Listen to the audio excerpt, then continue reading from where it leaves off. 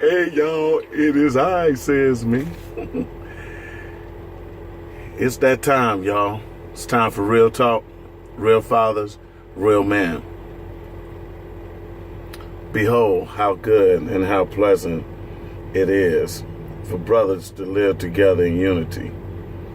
It's like the precious oil poured on the head, running down the beard, even Aaron's beard, which stretched down to the hem of his garment.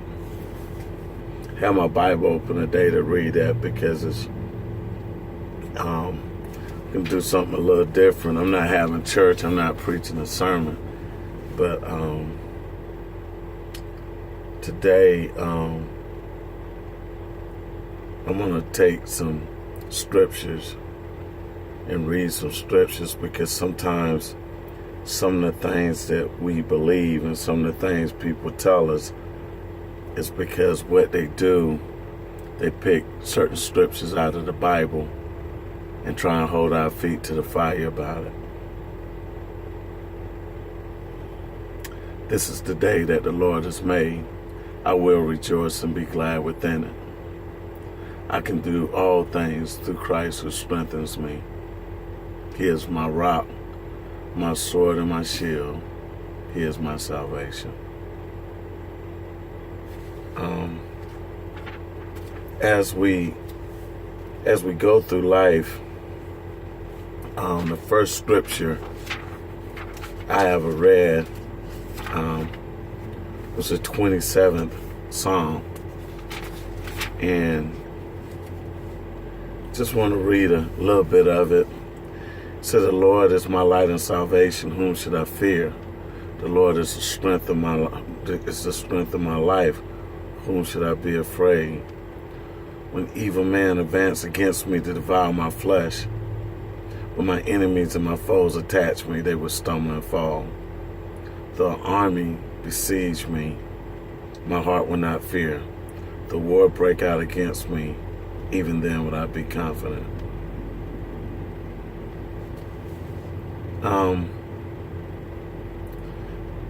What I want to talk about today, the topic for today, and I'm coming back to the Bible. The topic for today is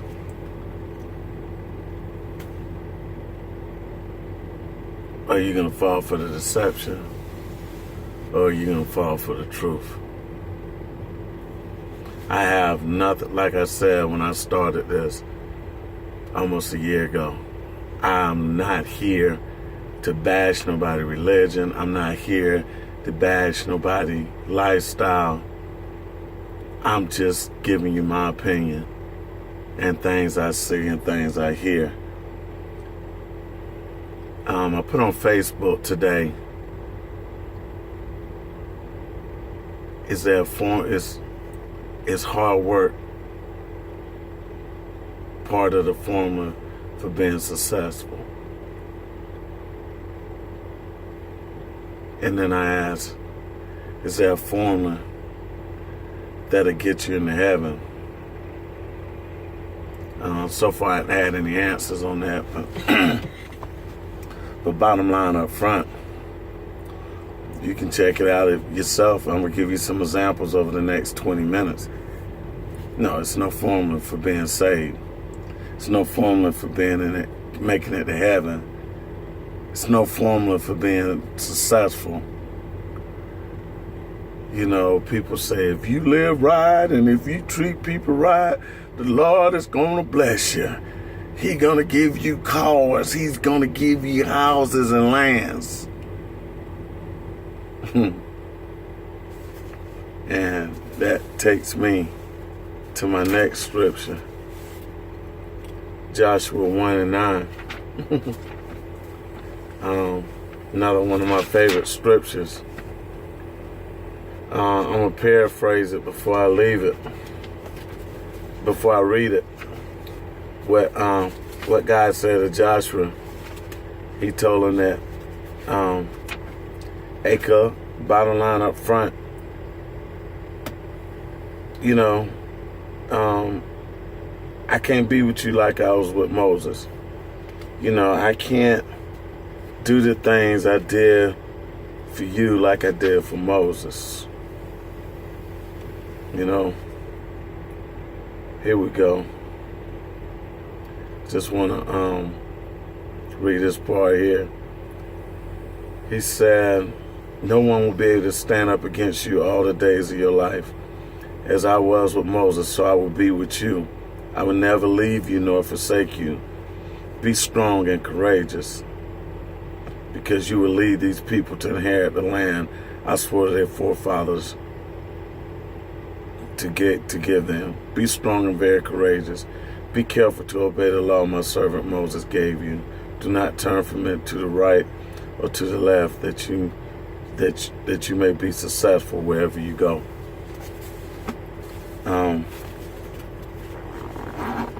Now, this is the Bible. Now, according to the Bible, if you walk straight in a straight and narrow path, nothing but good fortunes should come to you, right? That's just what it says in Joshua 9. And as you read all through the Bible, that's what it says. But then that's what, for the most part, what we hear if we don't get into the Bible. But over the last 6 months, as I don't read a lot, I listen a lot. And I listen and I research and over the last 6 months, I've discovered that, first of all, nobody God chose was good. You know, I mean, hey, if I'm wrong, y'all got my number. Y'all can put it on here. But if I'm wrong, tell me I'm wrong. God didn't choose one righteous man to do his work. He didn't. And you say, oh, well, what about Jesus? Jesus was his son. You have to look at how Jesus came. And then even when Jesus came, what did Jesus do? Jesus had people like Peter that'll cuss you out. You know, I mean, look at the disciples he chose. None of them was priests.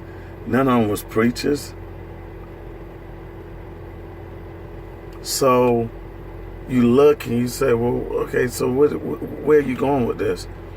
Where I'm going with this is, you know, I work really, really hard at this trucking thing. And a lot of times I get discouraged out here. But, you know, a song I say all the time, but there's a sweet relief in knowing. The sweet relief for me knowing is that I have no control over this. None. I mean,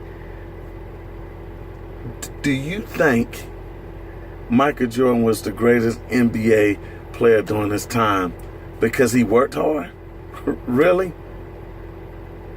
Do you think that Marvin Gaye was the greatest singer of his time because he worked hard?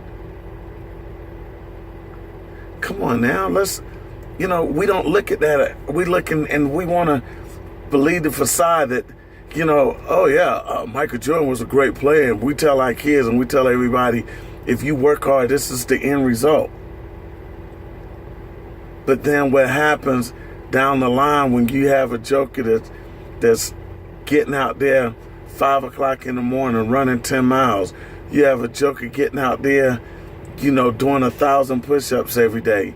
And then at the end of the day, he's not good enough.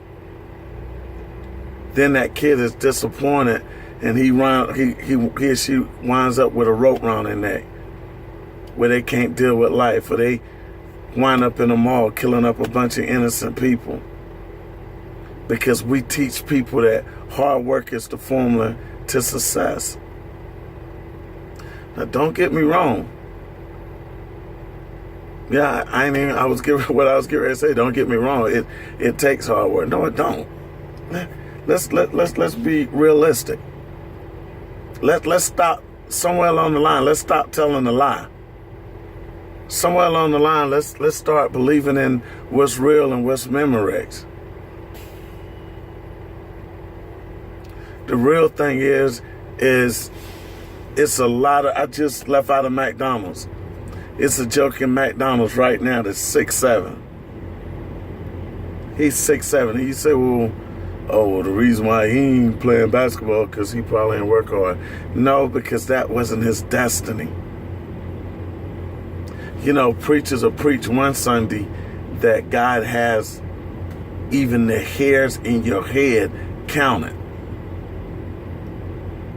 So, Mr. Preacher Man, why are you ridiculing me for cussing? Why are you ridiculing me for drinking? Oh, because God gives us free will. Really? Do he really? Because if God gave us free will, it's a lot of things that I'm sure we wouldn't do because of the simple fact we have free will. If we have free will, we can determine who we love. We can determine who we hate. If we have free will, we can walk away from a bad situation. Do you think people intentionally put themselves in bad situations and don't want to get out of it? No, because it was all planned out before we got here. You know, you can listen to a preacher and you can read in the Bible and listen to people tell you that, well, you know,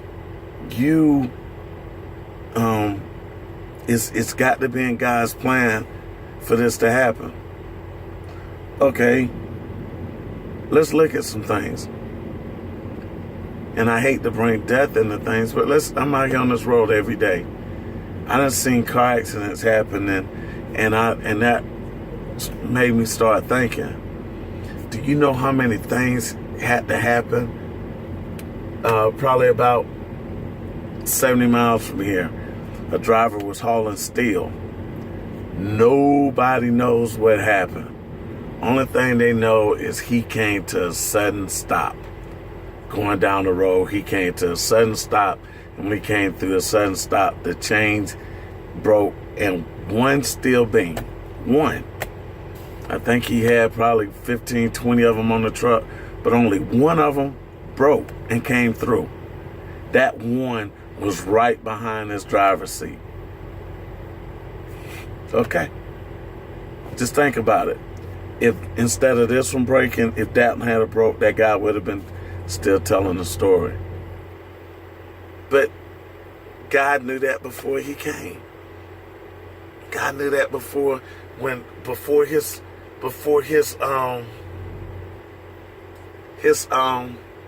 parents was born. This was already ordained in God's will. So the only time God's will is whenever a tragedy happened. Only time is God's will is whenever something good happened. No, every day we're actually walking in God's plan. Because if we wasn't walking in his plan, like if I altered God's plan, right? If I had the power to alter God's plan by my free will, think about it. If that's all it was, it's like, okay, if you want to make it to heaven, if you want good things to happen to you, then you have a freedom of choice, and that'll make a difference. Okay, y'all, real and Memorex. Let's try this on for size. Say I want to, the lottery, that's not a good example. Say I want to be the Sergeant Major of the Army, right? So, say it's a format. The format say in order to be the Sergeant Major of the Army, you got to do this, this, and this. Okay, so if I do this, this, and this, but it's not God's will for me to be the Sergeant Major of the Army, it's it was God's will for you to be the Sergeant Major of the Army. That means, in order for me to be the Sergeant Major of the Army, that means the will of God that he had for you has to be changed. You don't look at it like that, do you?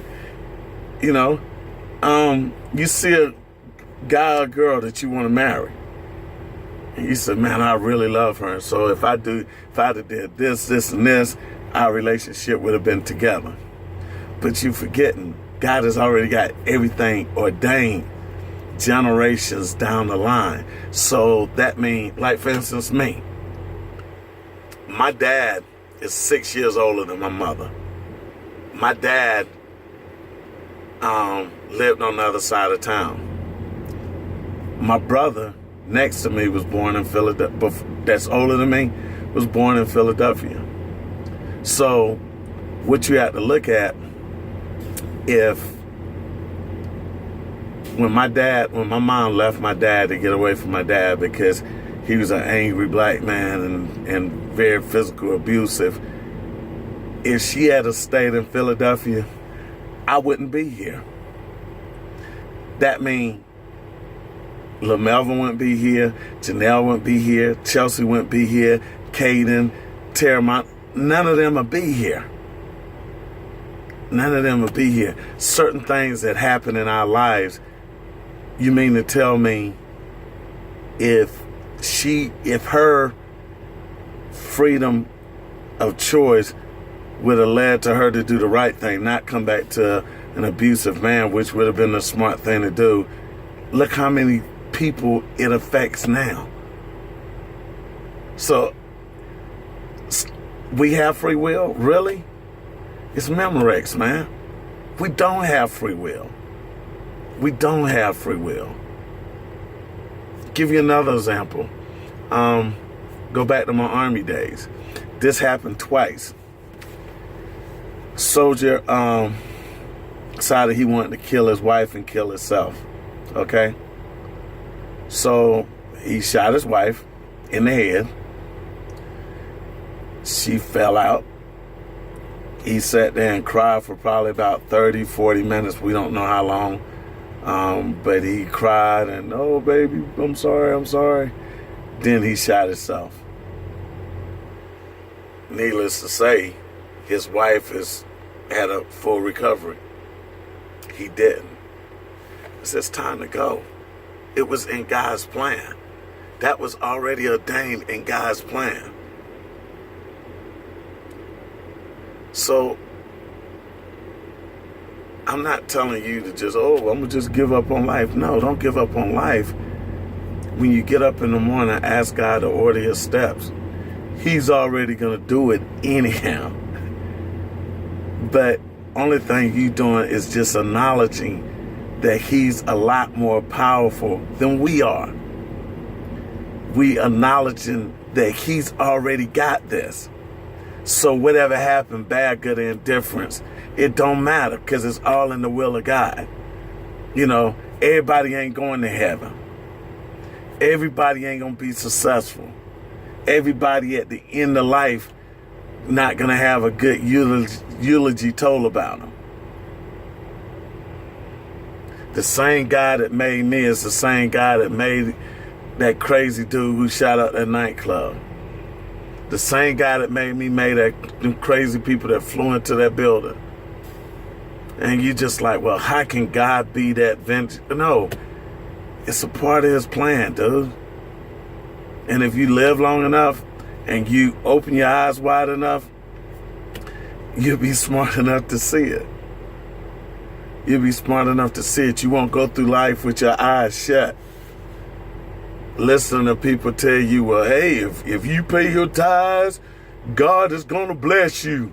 10% is what the Bible said. 10%. No, God already know what you're going to give. What God has for you, it's already there. It's already there. If it's in your heart to give, God already done put that in your heart. And then you can't even change it. No matter how you try and change it, you can say to yourself right now, Lord, no matter what, I'm a tithe. I'm a tithe. And if it's not in God's plan for you to do that, no matter how hard you try, something's going to happen where you can't do it. You know, I'll give you another example. Mark Middleton. I actually got to spend a lot of time with Mark Middleton. And a lot of y'all, and I don't even know if anybody listened to this, I really don't care. Whoever listened to it, thanks for listening, thanks for the support. But Mark Middleton, he's a friend of mine. I wouldn't say he's like a great friend, but I know him. He know me. But he was with the group Blackstreet.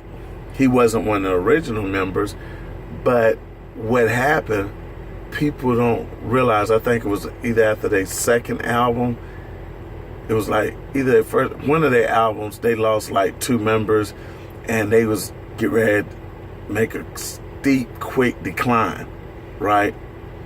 And they went searching, and they found Mark Middleton. And if you look at Blackstreet during that time, Blackstreet hadn't had a hit since Mark left, right?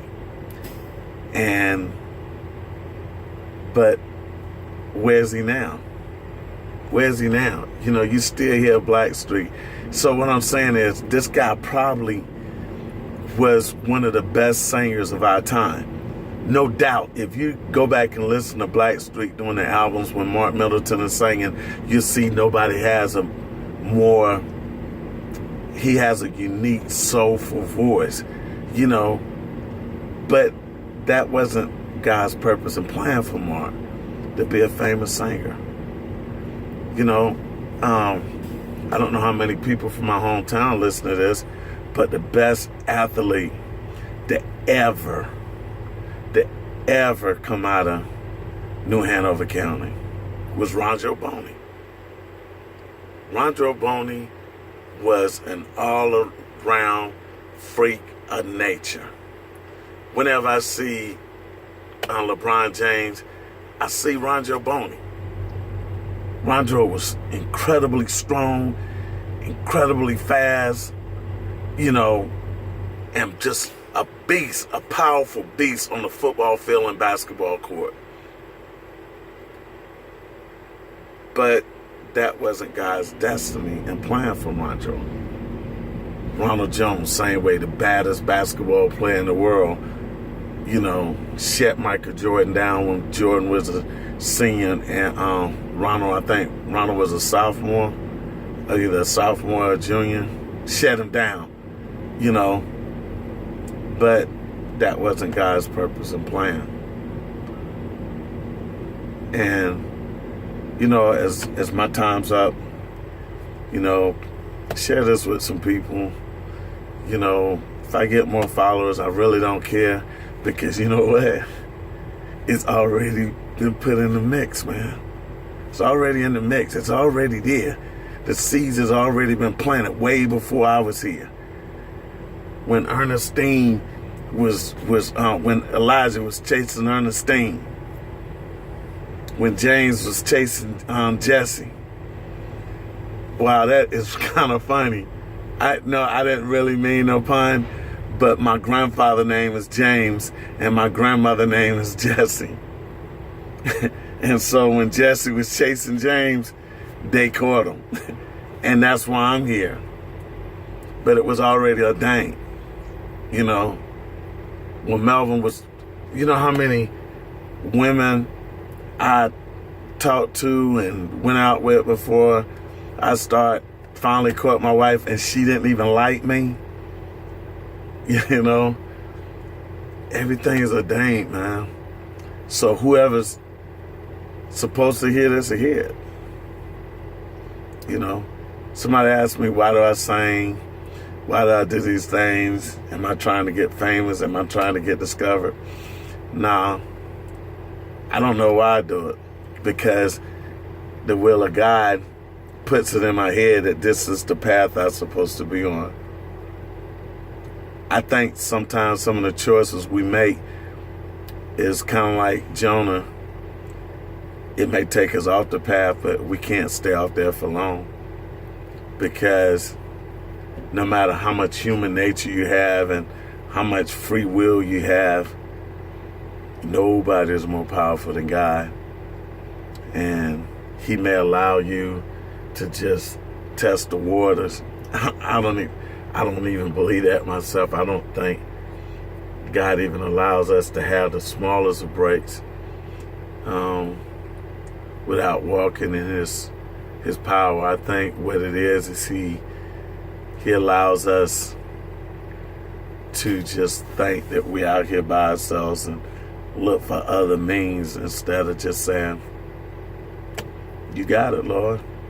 You know, it ain't got nothing to do with me. It's way bigger than me. It's way bigger than me. You know, I mean, every door that has been closed since I've been out here, the closer I get with God, the more I see, like, oh, yeah, I know why that door was closed. I know why I couldn't get this truck. Oh, I know why I couldn't get that contract. I'm seeing it. I'm seeing it. So, my hope and prayer for y'all today is that, you know, I'm not trying to convert nobody to be a Christian, because what you are is what you already are. Only thing I want you to do is just acknowledge every day that you ain't in control. You ain't in control.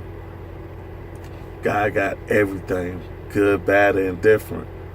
When somebody do something bad and you feel like you supposed to react a certain way, believe it or not, you're going to react the way God wants you to react. You can't change it, you know, because the way you react has a purpose that's so much bigger than you. So much bigger than you. So, time on target, baby. This has been my time. This has been my 30 minutes of fame for today. Somebody asked me, what is this? You know, the name of my trucking company is Divine Order. And, you know, this is the first time I ever realized that this here actually says, this is my divine protection. And but what it is, it's the 91st Psalm. Divine order, divine protection. Well, it's been real, it's been fun. But your boy gotta run. I gotta go on and make the donuts.